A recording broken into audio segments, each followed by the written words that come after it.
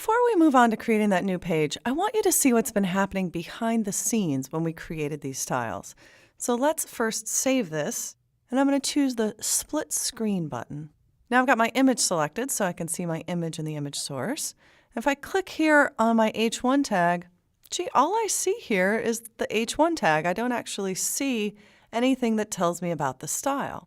That's because style information, when you save it internally in a document, appears like this at the top of your page.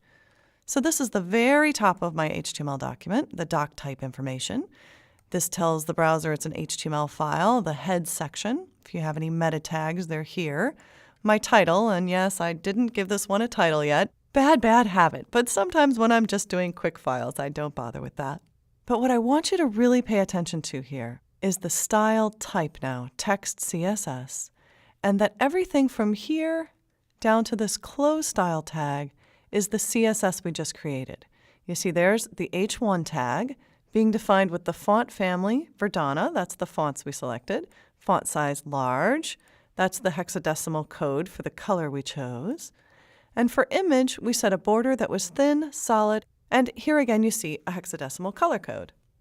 I don't want to spend a lot of time on the code right now. In fact, I'm going to close it up for those of you who are cringing just at the thought of code.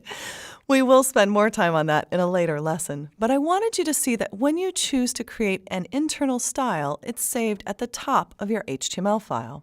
Remember, when you create a new style, you have the option of creating it in this document only. And that tells Dreamweaver to create the style internally within the page that you're working on.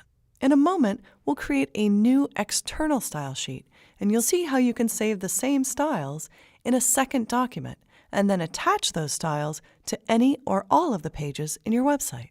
So let's cancel out of this for now, and let's go ahead and close out of our CSS test. I think we're ready to start working on our first CSS layout together.